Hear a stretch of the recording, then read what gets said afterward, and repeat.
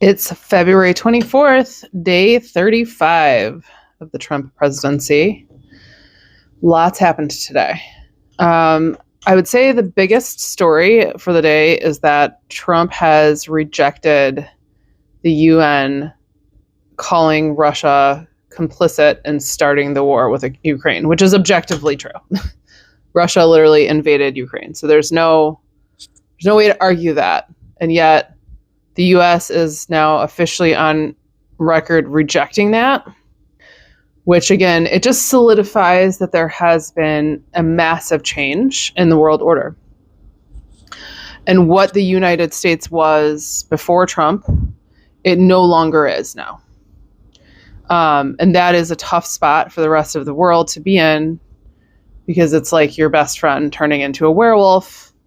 You can't hang out with them anymore because they're going to fucking eat you. You know what I mean? It's not good. It's not good for the people living inside the United States either. So that has been all over everywhere. Trump has appointed a right-wing podcaster. Kind of funny that I didn't even write down his name. I don't give a shit what his name is. He is not qualified. He has no experience. And he's been appointed to the FBI's deputy director. His experience literally just includes criticizing the FBI on his podcast. Oh, and complimenting Kash Patel. So, wonder how he got that job. Yeah, that's not DEI, is it? I mean, does it count as DEI if you're just literally manipulating the system by complimenting people in public to get what you want? That's not DEI, because it seems like DEI to me. I thought that we were worried about people having experience and being qualified. Sounds like that's just not what we're worried about. What we're actually worried about is apparently, sorry, that is my dryer and it is so annoying. Like, who needs a dryer alarm to go off for that long? That's like the alarm you need to go off if there's a war outside, which maybe at some point there will be. Anyways, it's the hypocrisy is so gross. And at least they keep doing these really public things. Like, they keep firing Black people and women and other minorities unless they are willing to pledge allegiance to Trump. So anyways, next story. The Supreme Court, this is a little bit of good news. I was happy to hear this. I literally read it several times just to make sure I was reading it correctly, because I'm like, are we sure? But this is great. The Supreme Court is refusing to hear cases from anti-abortion protesters who want the ability, they want to be legally allowed to protest right outside abortion clinics. They say that not being able to do that is a violation of their First Amendment rights. And the Supreme Court just threw the cases out and said, no, we're not listening to this, which is great. That's fantastic news. A little surprising. I don't care. I'll take it.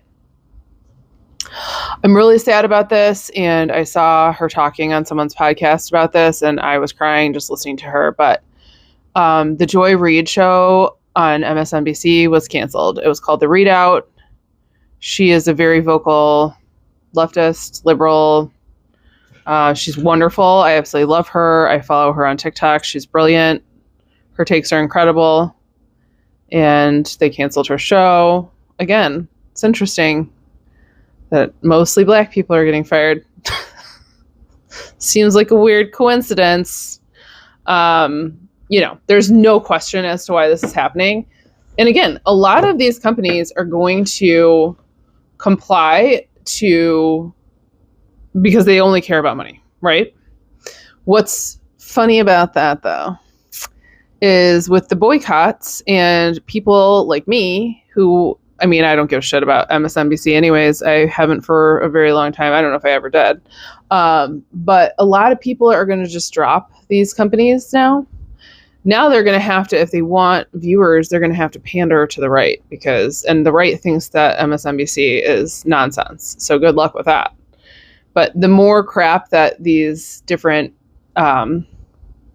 corporations and companies pull like this, the worse they look to the people who pay them, us. So anyways, good luck with your ratings, MSNBC. I'm sad to hear this. Normally this wouldn't be a huge headline, but it sort of is. Jo-Ann Fabric is going out of business permanently and closing all their stores. Obviously people are not sewing as often as they used to be. In fact, we really need people who can sew and do alterations because there's not enough of them. And it used to be something that people did a lot.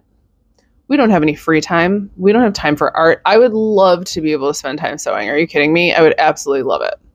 I have a sewing machine that is still in the box. I've always enjoyed hand sewing things. My mom was a seamstress. My grandma was a seamstress. I would love to spend more time crafting. I think probably a lot of us would. We have to wait until we're almost dead to do it because life is unbearable under capitalism and we barely get time to wipe our ass. So anyways, I'm sad to hear that. It's going to probably, really limit the places where you can go and buy fabrics and fabric supplies in person. Now we have to, honestly, Amazon is putting a lot of businesses out of business because people are just buying things online. And it's out of convenience, it's out of exhaustion, it's from lack of time, but it's going to hurt all of us in the end. Maybe this will give an opportunity for more small local fabric stores to rise up in their wake, and I hope so, but it's probably going to be hard. Maybe they could have a dual model where they're shipping online too, and maybe that could keep them open, but unless you can compete with free shipping on Amazon, it's just tough. It's tough when other businesses essentially have a monopoly. Let's put it that way.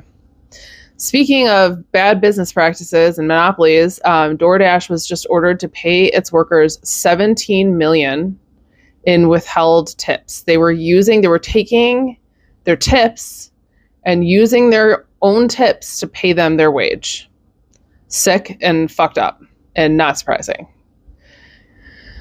And again, these companies are all so predatory. There's a bunch of stories like that in my roundup tonight. It's very frustrating. I'm glad that the court is ordering them to do that, but those workers deserved to make their wage plus their tips that they were owed. And it's gross. Apple is planning to invest $500 billion in the United States over the next 4 years and to, I think, open some new plants in the United States and hire 20,000 workers. This is in direct response to Trump basically telling them that they have to, that they have to move their plants out of Mexico or they'll face tariffs. And, I'm all for jobs being created in the United States. I sort of don't foresee people being able to afford new phones as much as they could before because of tariffs.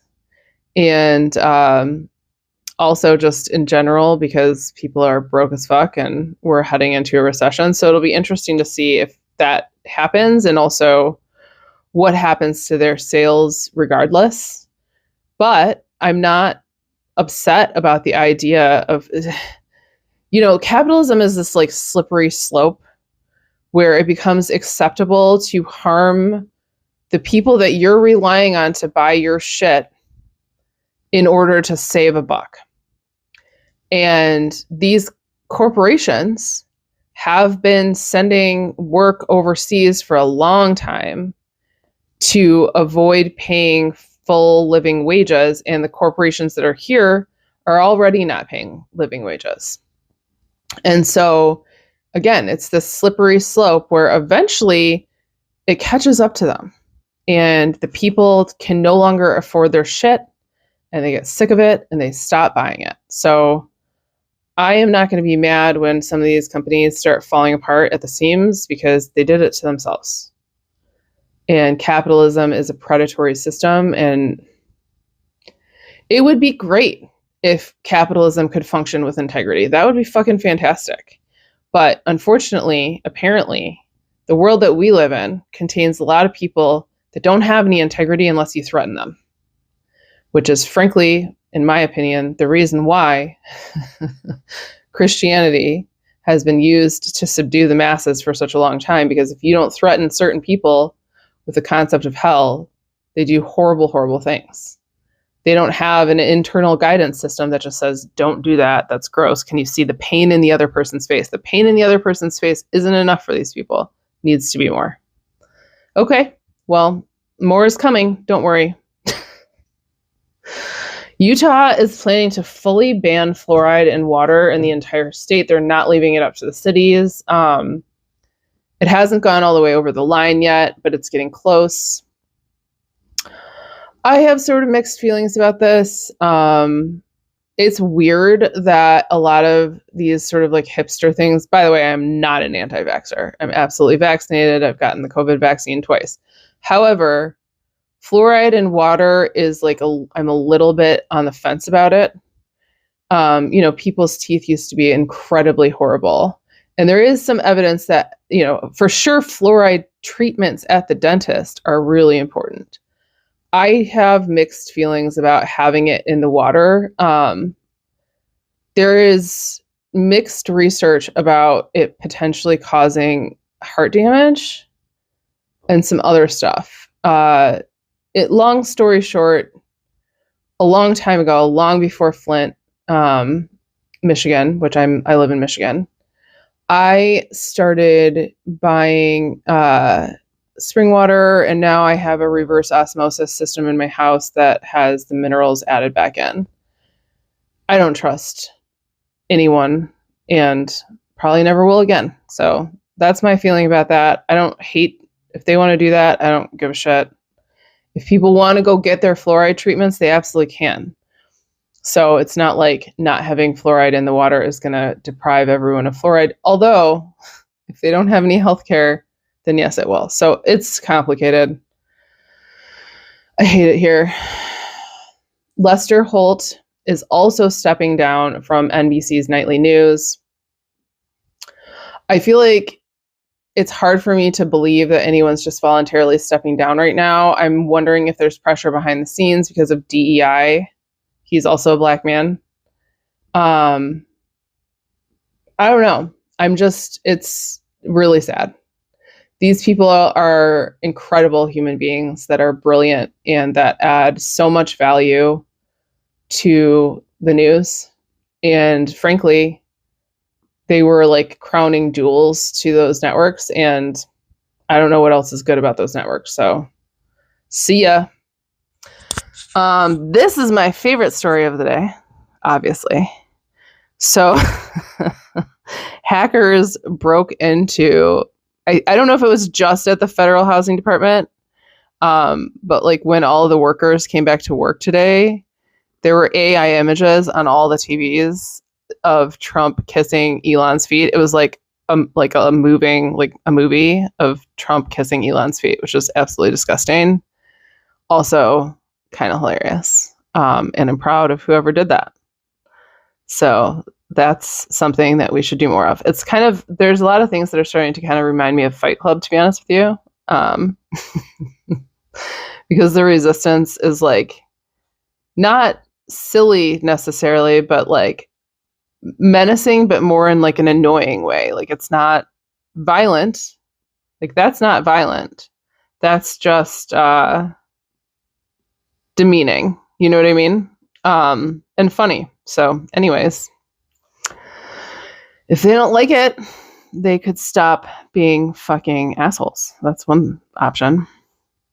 I don't normally include stuff like this in these news reports, but listen, if I have to know this, then you have to know this.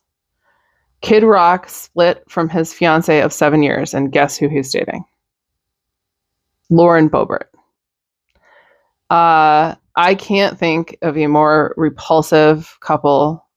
That's unimaginably gross to me in every possible way. Does it surprise me? No. I mean, I guess can I say that I almost feel like, wow, I want to say she's too good for him. And I don't even know why I'm saying that. I don't know. He really grosses me out, but so does she. I don't know. Like, probably they're equally disgusting, but I don't know. Something about it I feel like she's not in for anything good. Let's leave it at that. And he's not either. So I don't know. Maybe it'll sort itself out in the wash.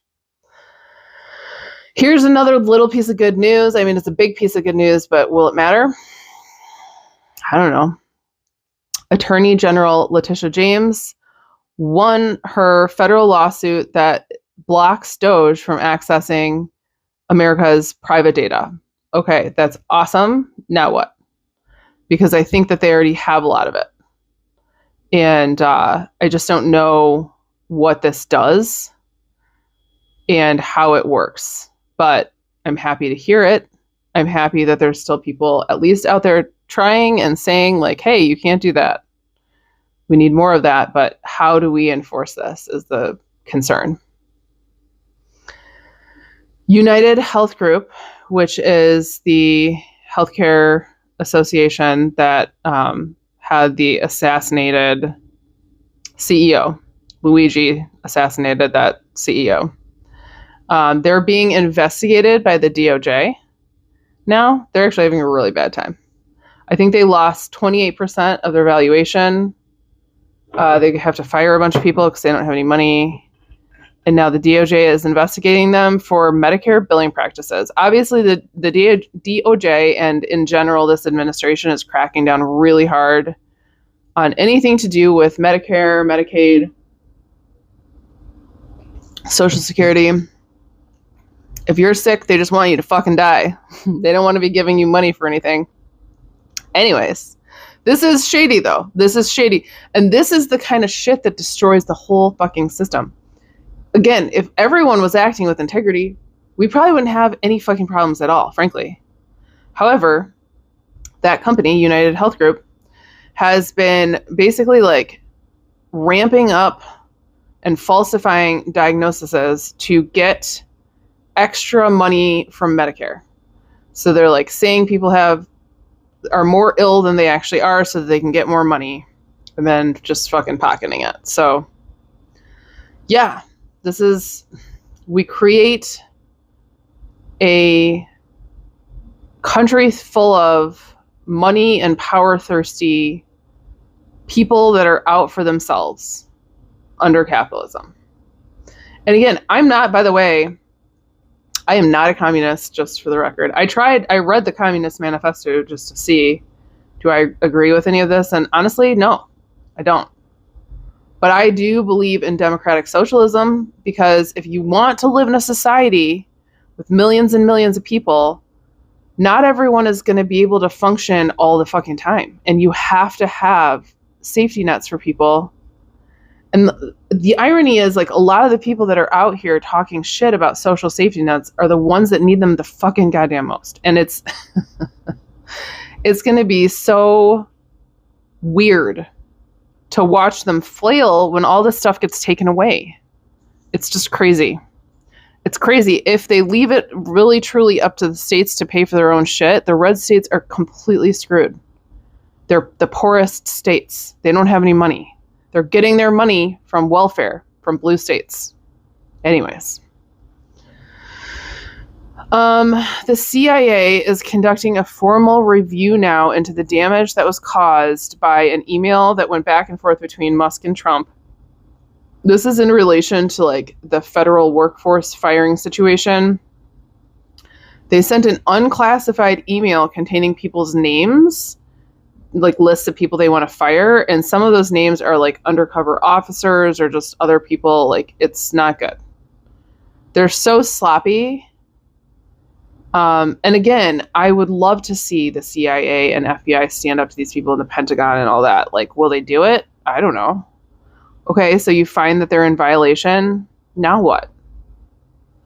That's really my only, like, I kind of want to just label this whole period of time as now what? Yeah, we know. We know that they stole the election. There's more and more evidence every single day. There was a county, by the way, this is not even in my news report tonight. I can't even remember what state it's in. I'm so tired. I'm so exhausted. But there was a county that voted down ballot Democrat and not one single person in the entire county voted for Kamala, but 79% of them voted for Trump. Go fuck yourself. That didn't happen. They're sloppy. They're sloppy probably because they're on like a bunch of cocaine and other drugs. So they're just like, oh, we can do whatever we want because we're God. Okay, I guess maybe you're right. We'll see. Maybe you're right and I'm wrong and you can do whatever you want with no consequences. Because that's the world we live in. I don't know. We'll find out. This is horrible, but not surprising. Trump is threatening to withhold aid from our allies in the Middle East unless they agree to allow him to force the Palestinians out of Gaza and then they take them. So basically like countries like Jordan and Egypt. Again, not surprised. I told you, I think that situation is going to just continue to get worse. Any promise that Russia makes about peace or that Israel makes about peace, they're lying. Now that Trump's in office, they don't have to. They don't have to because the United States has been the pit bull of the world. It's been the bouncer, the security guard. It's been the whatever, and that's a double-edged sword, right? Because we've also been bullies to a lot of countries that were doing beautiful things, like in Africa, whenever any type of socialism came up and they started to really take care of people, those people were mysteriously assassinated. There's a long history of US assassinations of people that tried to do socialism correctly. Because if our citizens see that socialism just literally means taking care of people, which, by the way, if I'm paying taxes and we're not being taken care of, then why the fuck am I paying taxes? What is this for? This is my money. For military, that's okay. Just kill me. If there's a war on our soil, I'll just die. I don't want to pay you taxes for what? You don't even fix our infrastructure. Our infrastructure is rotten and crumbling and bridges are falling apart and planes are falling out of the sky. You're not doing jack shit. You're pocketing it. Anyways, can you tell that I'm getting more angry every day? Speaking of getting more angry every day, anyone who now applies for a federal role in our government, any federal worker, is being asked to prove when they had their moment of MAGA revelation. They need to prove to whoever is working on hiring them that they are fully loyal to MAGA as a movement. And people who have been career civil servants that have worked there their entire lives are now being interrogated about who they voted for.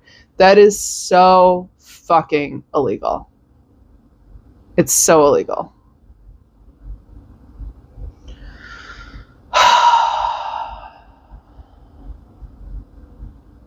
It's unreal. I don't have any Trump supporters in my life anymore. I feel like the last ones were out the door several years ago. There was a couple stragglers that I didn't realize were Trump supporters. And once I found out, I stopped talking to them. But sometimes I have imaginary arguments with those people. They're personally responsible for everything that's happening. I think it's just so infuriating to me that everyone is suffering to such a degree and that we have to be so devastated because of their prejudices, their sexism, their fear, their own inability to compete in a society where they're competing with women and minorities and the LGBT community. Because honestly, it's mostly just dudes. It's like white dudes. You know what I mean? Like, that's really who I know that still supports that piece of shit. And to me, it's an extreme weakness.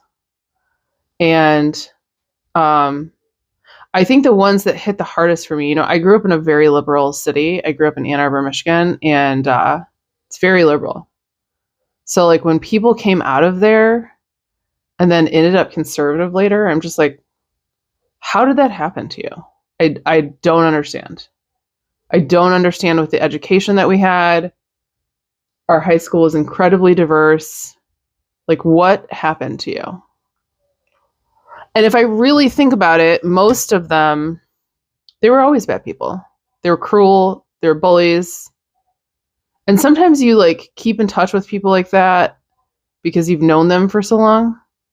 It's like knowing someone for a long time gives them some sort of, I don't know, pass, but it doesn't. It just doesn't. And I don't care if I've known you since I was 5 years old. Like if you are identifying as a conservative right now who voted for Trump or who even is like neutral about what's happening, like I'm good. We don't ever need to talk again. Okay, that's enough ranting for today. I love you guys. I'll see you tomorrow.